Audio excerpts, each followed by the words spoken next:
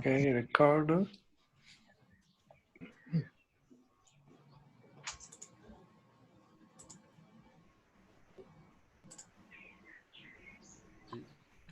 we go.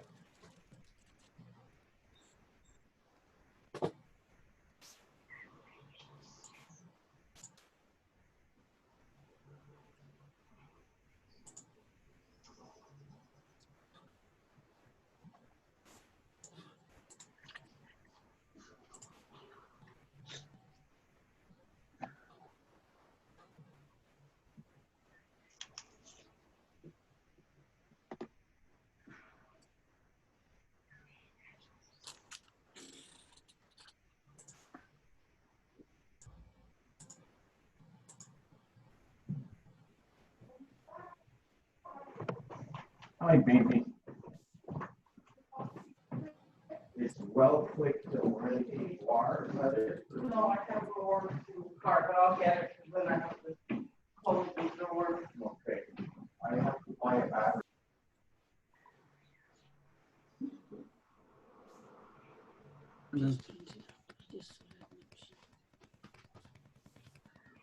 We will mute everybody in a moment, just to keep the background noise down. So if we haven't set your name properly, feel free to set it yourself.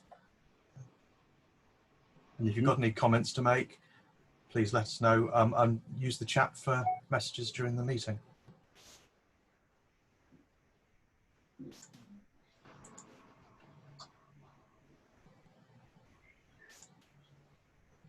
Okay, right. I'm now going to pass over to Chris King to say a few words. So I'm just going to mute everybody.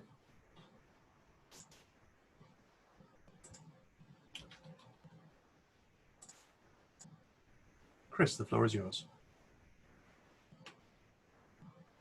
If you unmute yourself first. Sorry.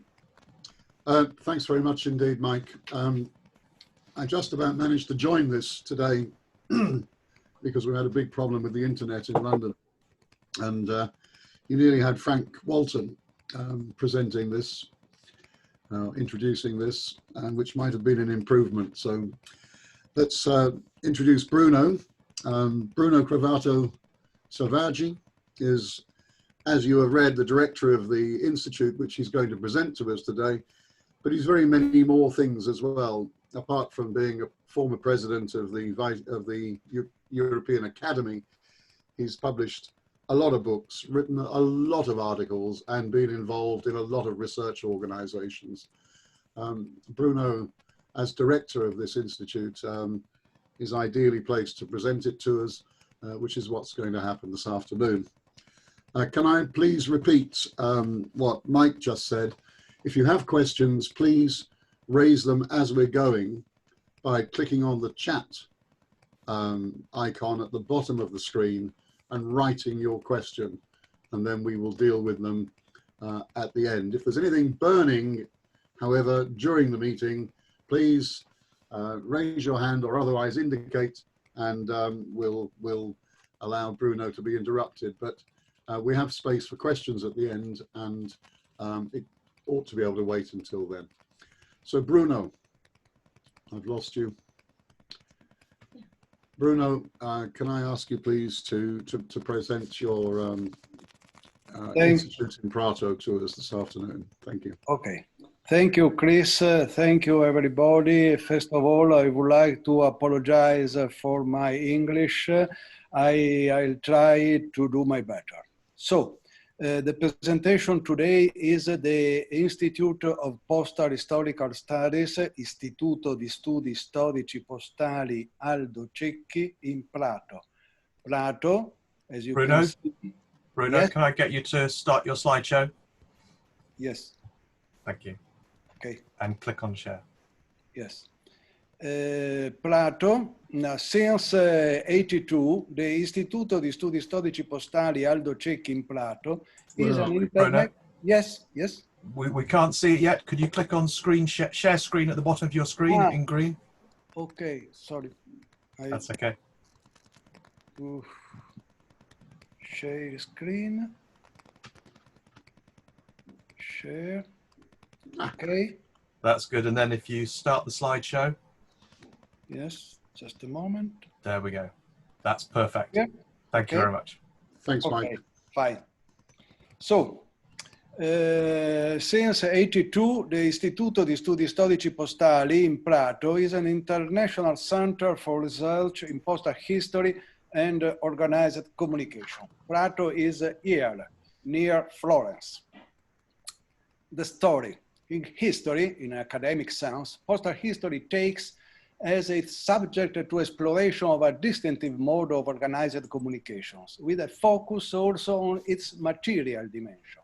This approach to the history of communication is new and promising, and it connects several different ways of inquiry that are often considered in isolation. In March '82, a group of scholars from both the academic and the philatelic world joined together to reorient postal history by defining it as the study of the techniques and the object of organized postal communications. The Istituto di Studi Storici Postali was then established as a private research institution in which the rigor of the academic scholarship and the enthusiasm of the collectors could meet. The founder, the first director, and the great champion for a long time was Aldo Cecchi in the picture, a scholar of postal history and a philatelist. Aldo Cecchi passed away 4 years ago, and today the institute is named to him. Is our friend Aldo. Our location. The institute is located in the Palazzo Datini in Prato, Italy, in the former home of Francesco Datini, the merchant of Prato, now the venue of the Prato State Archives. The first windows are from the Prato State's Archive, and the last windows on the left are from our institute. Our institute has legal recognition by the Italian government.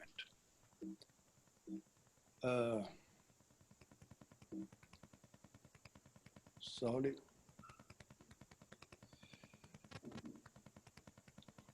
Oh, what happens? Allora, the institute is committed, sorry, but I don't know what happens. Is committed to the preservation, increase, and the sharing of knowledge of postal historical topics through publications, workshops, courses, exhibitions, and other related projects that promote our core goals, and is especially interested in encouraging the sustained involvement of universities in postal history research and in proposing new lines of research to the postal history collectors. When does the Institute do in practice? We are three things. First, we are an institute for preservation. Second, we are an institute for consultation. And third, we are a center of a scientific and cultural activity and organization. First, we are an institute for preservation. We keep a large bibliographic, archival, and documentary heritage produced by many public and private subjects, which keeps increasing thanks to many donations. We save everything, from the oldest documentation to the most ephemeral of today. We have a library, a newspaper library, a museum, and an archive. But second, we are too an institute for consultation. Of course, preserving and keeping everything in lockdown is stupid and useless. All our assets are cataloged, and the work is in progress, with scientific criteria. Our premises are open to all researchers, free. Much documentation is already available for free online. Several special catalogs are also available. Others will be added later on. We respond to requests for information or support for cultural or research works, scholars, or collectors. Thus, let's explore these two aspects together and in practice. our library. The library includes books, catalog, leaflets, modern philatelic literature, and other documents providing a full documentation on postal communications. This is a general view of one room of the first room of our library. The second room, all articles for many miscellaneous books are card indexes, thus making research easy. Many examples of minor literature as well. For instance, the handouts of the Royal or the displays at the Royal. We have your displays. Another view. The catalog is digitized and is available online. And we have about 30,000 records. And you can research for author, date, publication, classifications, subject, and so on. Of course, the catalog is in Italian language, but we have also a lot of translations. The newspapers library, a general view. Another general view of our newspapers library. Some old magazine, Le Timbre Levantin, published in Constantinople later of 18th century. We have another specialized catalog is available online and it's in progress. About 400 entries at this moment. Is of course, without registration, we can search online for free everything. So, in these newspaper libraries, we have journal and magazines. Our library's periodical collection includes a great number of titles. Cataloging is progressing well, and as already 400 entries are already online. In total, we have 1,360 journals and magazines. To facilitate access to these resources, our library volunteers are preparing a bibliographic entry for each article appeared on major periodicals, providing scholars with an extraordinary, in our idea, level of access that is not ordinarily available in either online or paper-based catalogs. We hope that this very important service will be online in a couple of years. We have also a room for philatelic auctions and price lists. A section is dedicated to catalogs of auctions and philatelic sales. Cataloging is in progress and is already online. And this is the online catalog of our auction price lists and so on. At this moment, we have online more than 11,000 entries. And in total, we have about 22,000 catalogs. We also have a lot of digital entries. In the latest conference of this series, Erik Muonen raised the issue of the cataloging digital publications. We are aware and working on it, but we don't have a firm solution yet. It's coming soon. We have to study about this matter. This is the library, but we have also archives. The Institute's archival results are extraordinarily important for the study of Italian postal history. These include the 20th century records of the Direzione Superiore della Posta Militare, so the High Office for Military Mail from the First to the Second World War. These records occupy 60 linear meters of shelf space and consist in about 400,000 original documents. On February 4, 2011, the Ministry of Cultural Heritage and Activities recognized our archive as with the official recognition, repository of remarkable historical interest. This is a general view of some shelves. and other shelves. And this is an example of papers of documents.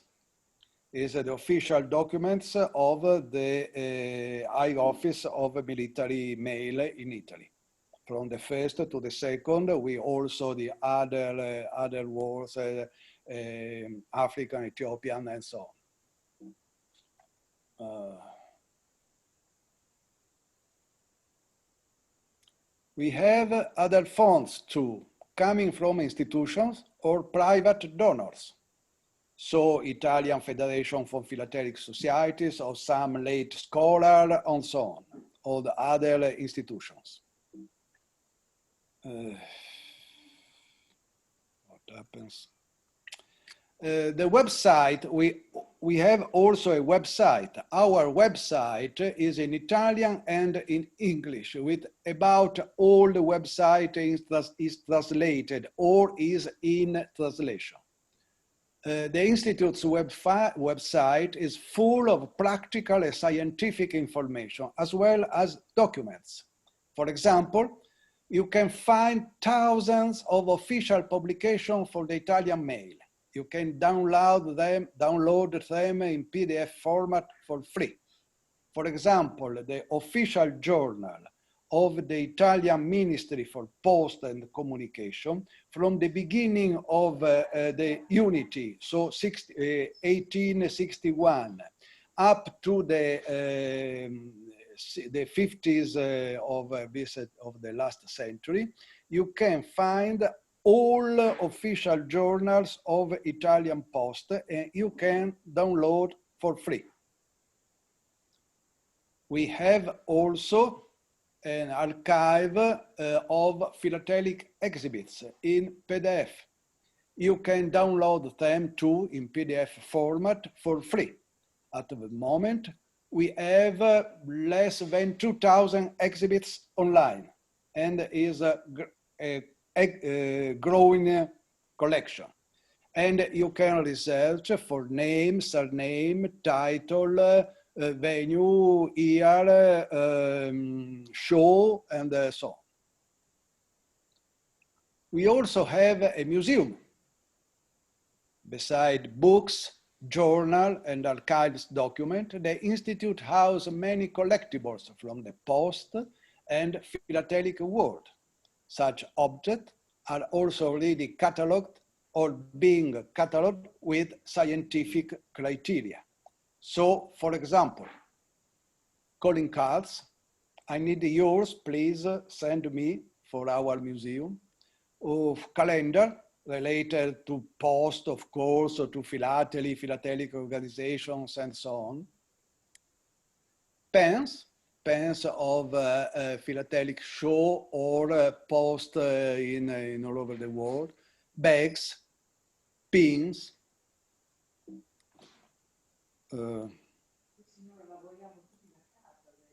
stickers, badges,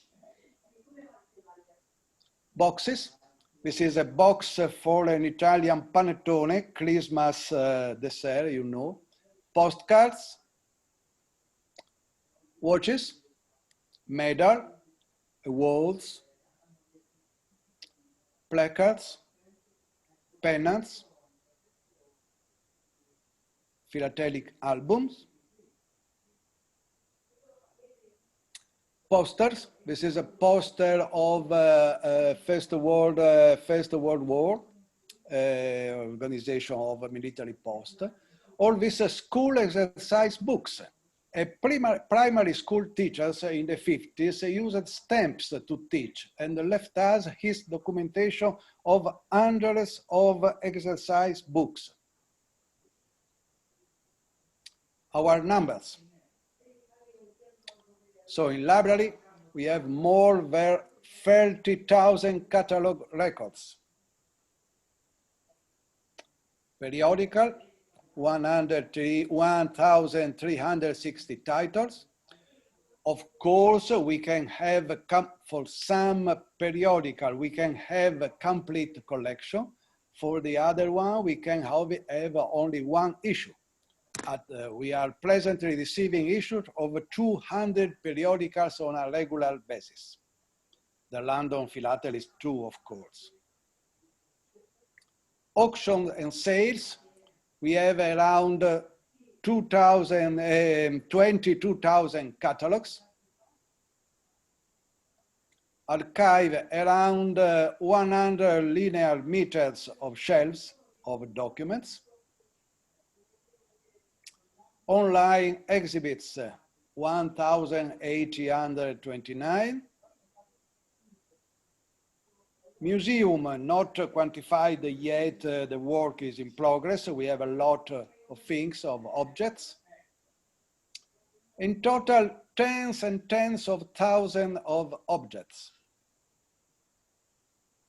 And as regards the Global Philatelic Library, just in these days, we are planning to join to the Global Philatelic Library. So we hope our catalog will be sharing with all over in the world interested in postal history, philately, in scholarship studies, and so on.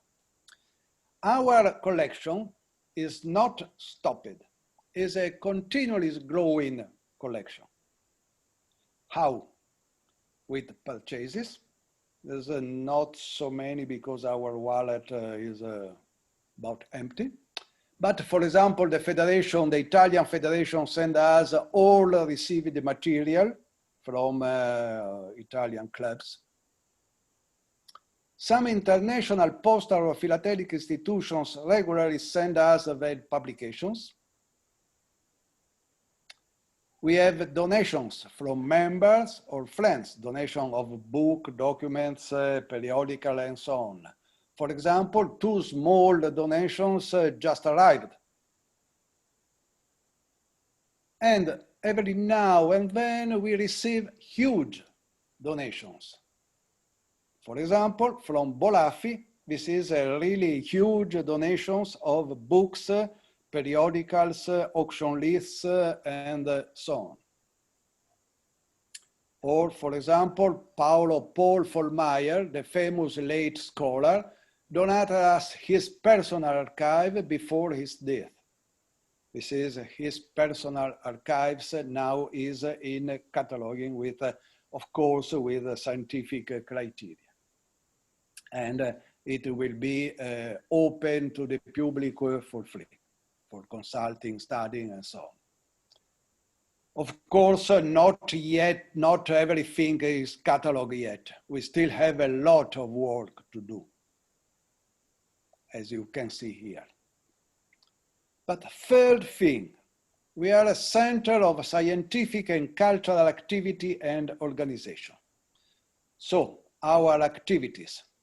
The Institute aims is the creation, dissemination of research on topics of postal history through publications, courses, workshops, exhibitions, and other cultural and academic events. Above all, we seek to enhance the involvement of universities in postal history research, while proposing lines of research for advanced postal history collectors and philatelists. So, for example, since 2004, every year we have organized an annual colloquy di storia postale, postal history colloquia. I don't know why some word is erased. Each year, focusing over different predefined themes. This forum has academic researchers, amateurs, and experts to compare research methods and to devise new and fruitful modes of collaboration. The themes of the last 2 years, for example, in 2018, post and emigration. In last year, the costs of the post, rates, places, and services. And this year, September 5, I don't know if physical or virtually with Zoom, postal likes and dislikes. Between 83 and 8, we organized a series of workshops on the post and paleographia, post and paleography. is focused on the postal, on the study of merchant paleography, and some other workshops, scrittura and comunicazione, writing and communications, with students, scholars, and so on, from around the world, not only Italia, but also European people.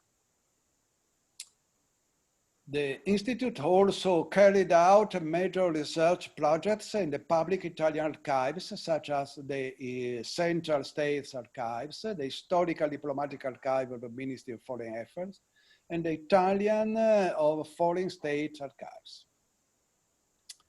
We also worked, we are still working, together with the main philatelic institutions and with the Italian and the European universities, as Venice, Rome, Valencia in Spain, Innsbruck in Austria, and other ones. We hold lessons and lectures in various Italian and European universities, as well as conferences in international cultural institutes, as well, for example, this one. So, we published, I don't know why some words is erased. Since our foundation, we published a project of our Quaderni di Storia Postale. So such books regarding with different subjects related to postal history and national and international communications history. We published, we arrived to 34 different titles. The last one is the first at the left, is bilingual Italian and Spanish. Not only books, monographs, but also a magazine, our scientific journal Archivio per la storia postale, Archive for Postal History, Communication and Society, which has expanded the Institute voice in the most important scientific circle around the world. We published articles and essays, papers in Italian, in English, in Spanish languages. We have help to scholars and to the public with our library. The collection of periodicals and archive are open to the public. You can take photocopies or photos within the limits of copyright laws, of course. You can also ask for photocopies remotely. It is a service free of charge, but with the reimbursement of the cost of shipping and so on, of course. We help scholars and philatelists in their researches. In particular, we help PhD students in their researches, and we are very proud of it because we have more and more international researchers. We are contacting the Institute. So this is an important goal for us. Finally, we have an international vocation, which is almost natural for those who deal with post, organized communications, and travel. In this regard, last year we held an important 3 days international conference with the participation of academics and philatelists. And the conference was Postal History, Multidisciplinary and Diachronic Perspective. You can read Bill Hedley's fine report in the London Philatelist, September 19.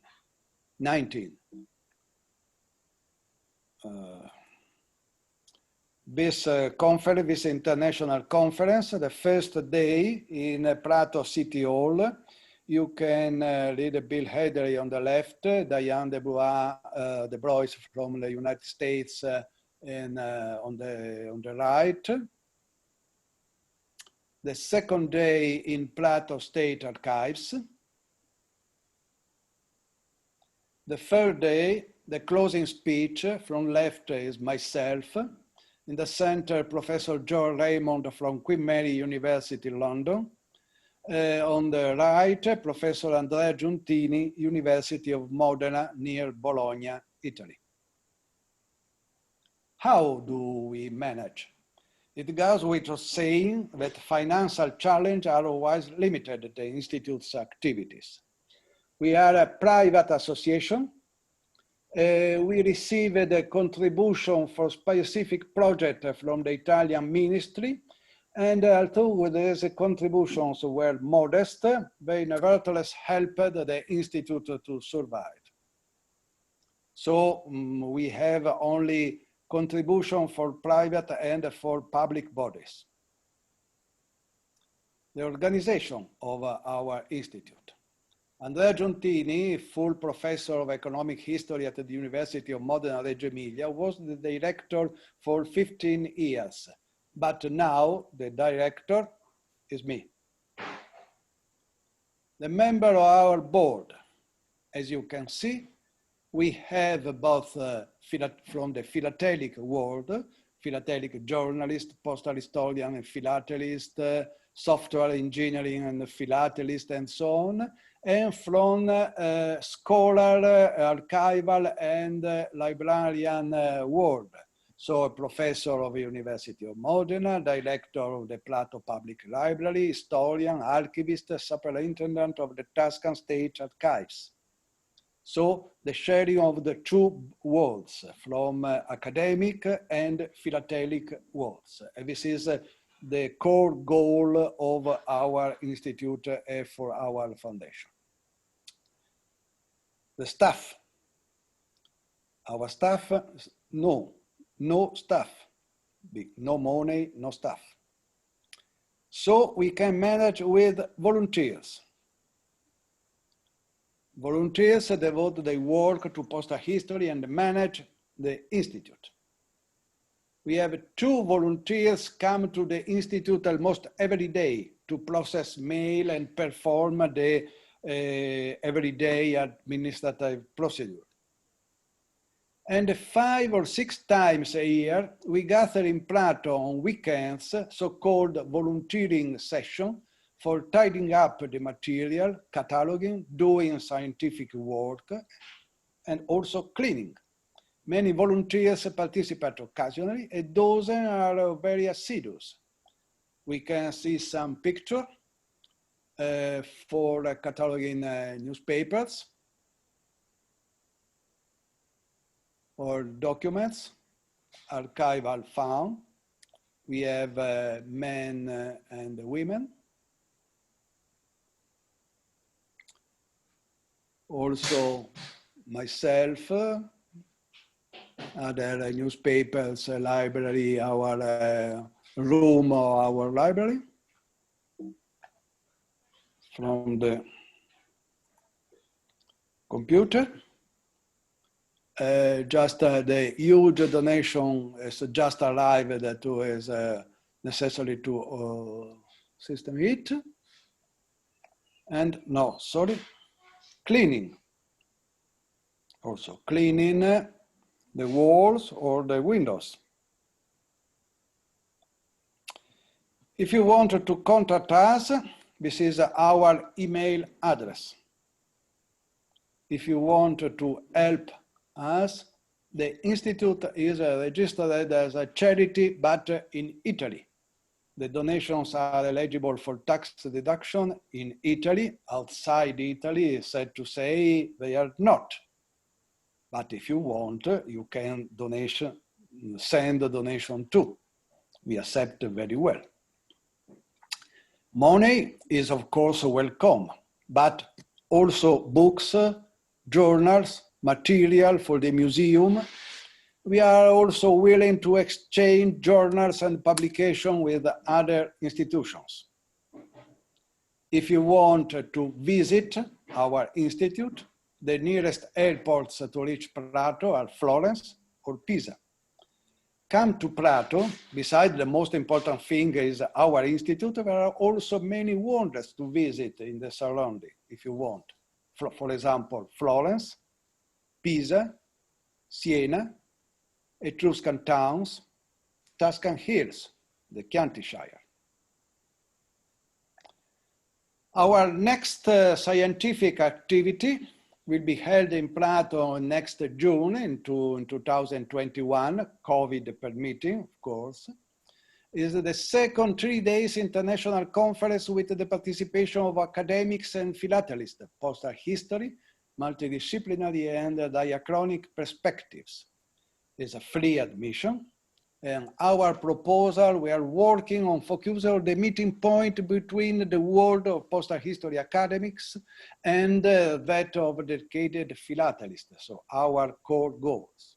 Nowadays, this theme is part of the much debated public history domain, so historical research by amateur historians and their contribution to academic studies. Thus, we would like to dedicate a session to a roundtable in English with this provisional title, Public History for Postal History. What, how, who, what can we do? The session is scheduled on Friday from 2 to 4 p.m. and Esther Capuzzo, full professor at Sapienza University of Rome, will moderate the roundtable. So all are invited. Come to Prato, and I wait the last one. I thank you for your attention. Okay.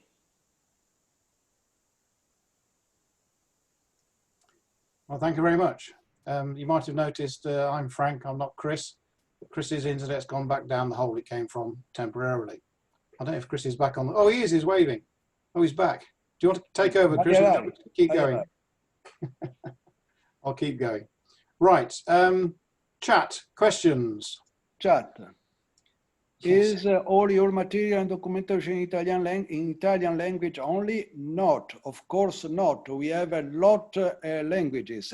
Of course, Italian language is the main core, but we have a lot of English, but also German, Spanish, French, Japanese, some Slavic languages we have from all over the world. No? Safer is Frank continues. Richard Berry, glad to see the promotion of engagement of philately with academia. This is so important. Yes, thank you, Richard. This is also our idea, our hope, the sharing experience between academia and between scholarship, university, and collectors. Our idea is that all two worlds are to talking between, are to sharing experience for the better results. Bill Headley, how do you think we can encourage academic historians to engage more closely with postal history collectors? The links do not seem to ever be strong in the past. Yes, this is true. This is true. But we have had the possibility to crash this idiosyncrasy for academic world, to showing the deep the importance of our research. If postal historian collectors had research and publication with scientific criteria, now the scholar and academic world is open to it. For example, with our publication and so on, we invited two English professors, John Raymond from Queen Mary University, Mark Blashai from Plymouth University, Paul Albaster for Belgian University, some professor of Valencia, Spain University, who are interested after read and understanding our methods and our ideas. 20, 30 years ago was very difficult. Now I think the means of a professor and of collectors too are open, because also from the collectors we have some idea, the academia is not for us. This is wrong, of course. Ingo, understanding that your focus in Italian is Italian philately, what is your scope? Just Italy or Europe or worldwide? Of course, the whole universe.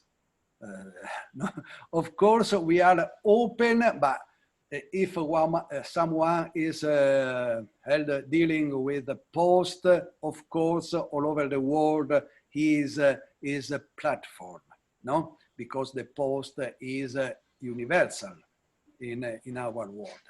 Of course, we are Italy-based, so the kern of our library is Italian publications. But we purchased, we have a sharing experience, sharing books with libraries in all over the world.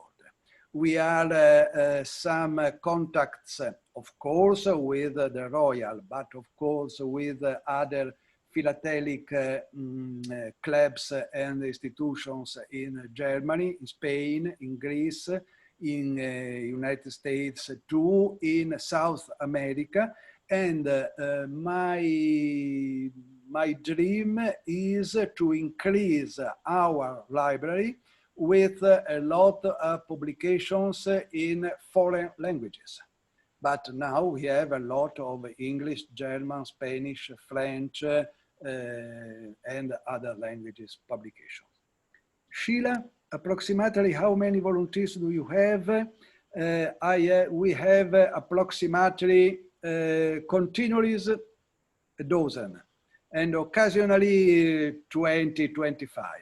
And I have missed it, but how much space do you have? Storage for large donations?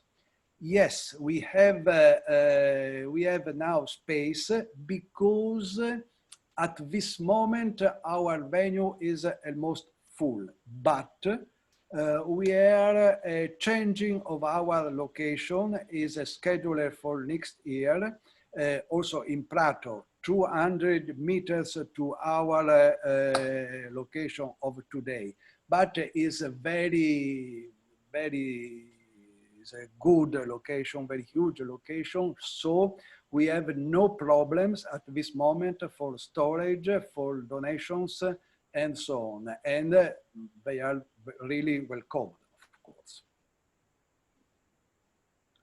And I think we have no other questions. No, that's fine, thank you. Is anybody else on the call wanting to ask a question of Bruno?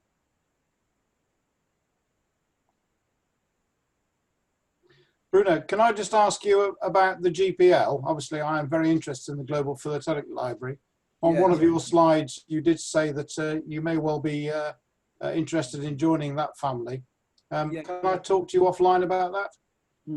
Yes, our dialect, one of the member of, I would like to ask to one of our member of our board, Michele Caso. Michele Caso is now online. If you mute here. I would like to ask for Michele Caso to write for manager the joining our library to the Global Philatelic Library. Michele is really concerned with English language, better more than me. So is our man for London and for English world. And Michele is managing now our periodical catalog, periodical digitized catalog. And I would like to ask Michele to manage for join to Global Philatelic Library. We think that is a really good, the best goal for sharing our library with all over the world of interest in these items. So thank Michele. You, Bruno. Yes, thank you. I'm being invested in a very big effort to be carried forward, because goodwill is not enough in this case. There is a lot of technology to be matched between our systems and the Global Philatelic Library unless we don't want just to limit us to give the links to our catalogs, but we want really to integrate, there will be a lot of work to be done. Okay, I will. Okay, Can I just, the public can I just say, declaration. yes, the new version of the Global Philatelic Library, we have actually changed the way in which we receive files, and it is now much more flexible, and we should be able to build an interface very easily. So let's not bore everybody on this call with that. But what I will do, I will email Bruno, and perhaps he can put me in touch with Michele and somebody called Steve Jarvis, who I don't think is on this call, will then take it forward with us. Okay, very good. There was a question from Chris King addressed to Basile in Washington. Are you still online, Basile, and would you like to comment? The question is, how do you at the Smithsonian interface with academic institutions? Mm-hmm. We interface through email mainly. We have a lot of students that come in throughout the school year and they ask for help. Is that what you're getting at, the students that we help, or what exactly did you mean? I suggest we ask Chris that question because he asked it. Okay, here I am. I hope I don't disappear again. It's nice to see you, Basile. Nice to see you, Chris.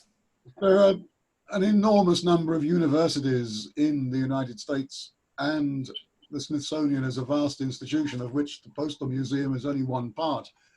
And I just wondered how the Postal Museum, did you have any relationship with academic institutions at university level? And if so, how does that work and how do you get on? Tell us a bit about it. Mm-hmm. Most of our relationships with academic institutions have to do with interlibrary loan. We have reciprocal relationships with them where if they charge us for the loan, then we charge them. If they don't charge us, we don't charge them. And interlibrary loans with local DC universities like American University, the Catholic University of America, Georgetown University, and George Washington University, those are our closest allies in terms of right here in the city. Mm-hmm. A good friend of our institute who participated last year at our first international conference is Professor Richard John from Columbia University, New York. He's a professor of journalism. I know Professor John through his writing. The Royal has just spreading the published, news. Yes, the Royal has just published Jane Grimwood Taylor's massive book on postal reform of the world. And Richard John actually wrote the introduction to it. Yes, which is nice to read. Richard was in Prato last year, and I hope will be in Prato next year. Okay, can I just raise one entirely different subject? One thing which I have observed personally when I've gone to the British Postal Museum to do research is that probably 3/4 or even more of personal visitors to the archive are actually doing family tree research. They're trying to trace their family trees. Do you have any people like that visiting your archives? We have some people visiting our archives because we have for military post 2 kinds of folders folders of documents. The documents regarding the organization of the archives, of the military post, and the folders, the documents related to personal history of the postmen, of the members of the postal organization. So we have 1,000 of personal folders of military involved in postal history. So the story of the military services of these people. So this is interesting for someone. But also, but our main goal and main visitors are interested in organization of the postal system. Organization of the postal system. Which is the way it ought to be, I think. Yeah. Okay. That's the end of the written questions. Does anybody else want to chip in with a question for Bruno? Frank, I think Chris has just written one in the chat.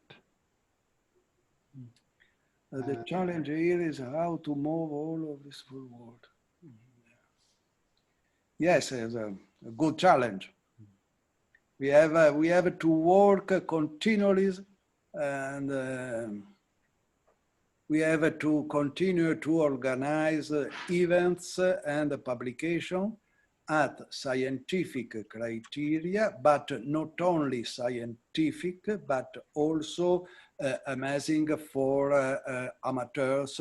Is the idea of the public history, no? Academic deepest and systems with enthusiasm of the collectors, because sometimes the academics or the professors are too professors. Yes. Can I just say something there, or? Please do, yes. Yes, I mean, you will probably all know about the records at Kew, the British repository for official records. There's a record there, a lot of letters, in fact, which are being researched by a German university for military and economic history. And that's through the University of Oldenburg. And they don't want postal historians involved. And my question really is, following on from what Bill was saying and what Richard Berry was saying earlier, how do we break through this real barrier, which you seem to have begun to break through, Bruno? I have to say that I think a lot of other countries have quite a long way to go still. So breaking this barrier is a difficult story. I don't know if Shell has anything to say from Norway, for example, but it's a big challenge for all of us. And it sounds to me like your round table next June is one opportunity for sharing some answers to that question, if we have them. Absolutely, you're perfectly right. Is a good challenge, but I think this is the time to try to sharing experience between these two worlds. And this round table was, in my opinion, a good idea to sharing experience. I invited a full professor of University of Rome to chair this round table, but I invited the president of Belgian Academy, the president of Club de Monte Carlo, the president of Spain Academy, the president of the Royal, and so on, other distinguished philatelists to participate. And of course, all people interested in can participate and sharing his experience. To participate to research in the archives, postal history is also shared in all archival fonts. For example, we can find a lot of interesting material on the Italian postal history in Second World War in the English archives at the Kew Gardens, because during the Second World War, the English army keep a lot of Italian documents, and these Italian documents now are in Kew Gardens. And if I want to study some, for example, military post, some matters related to the politics and post and so on, I have to search them at Kew Gardens, London, not in Rome or in other places in Italy. Other fonts are at Washington, because also the United States Army keeps some archives and so on. And in Moscow too. And this is different. For example, I don't know, in Italy, in the archives, I remember now, in archives of Italian Museum of Post and Communication, we have just a folder of old Bombay post office. why this fund, this record, this folder is in our institution, our communication museum. I have really no idea, but it is. So this postal history is shared in a lot of different archives in the world and a lot of different fonts. And this is also the amazing of our research. Bruno, I think one of the important things from what you just said is the archive that you just mentioned about Bombay. You need to make that archive known. In other words, you need to make sure that researchers who are trying to find that information know that you've got it. And, you know, and obviously I am biased, but a very good starting place is make sure the Global Philatelic Library has that information. If people search on the word Italy and Bombay, then they will undoubtedly find your records. Yes, yes, I'll photograph, I plan to take a picture of it and I publish it. No? Okay. Right. Chris, academics don't like outsiders working on the same primary, but some academics don't like outsiders working on the same primary material. Sometimes, yes, it's true. Sometimes not. I think they would be very happy to share with postal historians about the research methods and to hear papers by postal historians sharing the result of their research. Yes, this is beginning. I attended a meeting at Q with the prize papers group. They were very interested in the postal aspect of the but they were also interested in the content to a greater degree. It's not a closed door. Yes, it's not a closed door. If you want, you can have this idea. In ancient history, sharing their experience, historians, for example, historians of Roman period, with archaeologists, with material culture. So it's important, the history, the sources, the epigraphy, and so on, the studies of the ancient authors, Plinius, etc., but also the archaeology, so the Roman walls, the Roman cities, the Roman baths, and so on. We have historian, and we have postal history collectors as archaeologists with the cultural material, with the material culture, the material cultures of the envelopes, documents, and etc. Because, for example, one thing is the rule and one other thing is the application, the real application of this rule. So sharing experience between the historian who deals only with the documents and the postal historian who deals with material culture, the documents, the letters, it would be a good idea. A good idea. Okay, right. We've only got a few minutes left. So what I'm going to do is first of all say a huge thank you to Bruno. You have really enlightened me, Bruno. I knew your institute exists, but I had no idea of the size and the depth of your research, and also how willingly you are to make it available. So thank you indeed for sharing. Thank you.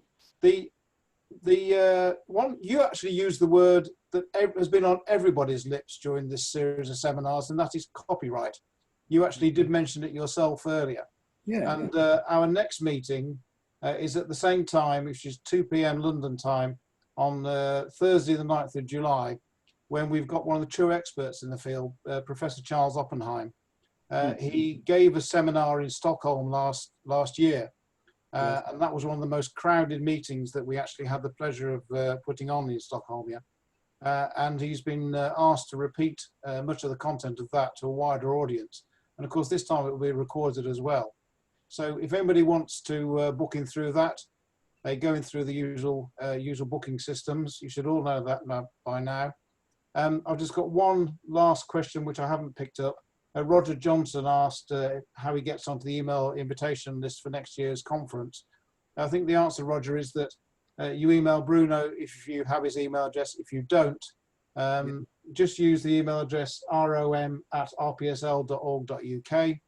And if you post a question there, we will make sure it gets forwarded on to Bruno, who can then pick up your invitation, your request for an invitation. Right. Thank you very much indeed, everybody. I think we'll close the session now. I'm sorry we're 3 minutes early, but sometimes that happens. Not very often, but it does. Thank you all. Thank you, Mike, for hosting. Thank you, Francis, Ingo, and the other one. Grazie. Ciao, grazie. Ciao. Prego. Thank you very much, everybody. I'll now close the meeting. Take care. Grazie mille. Thank you. Much more interesting than I expected. Thank you. Grazie mille. Grazie mille. Thank you. Nice to meet you, Bruno. See you in Italy. Thank you.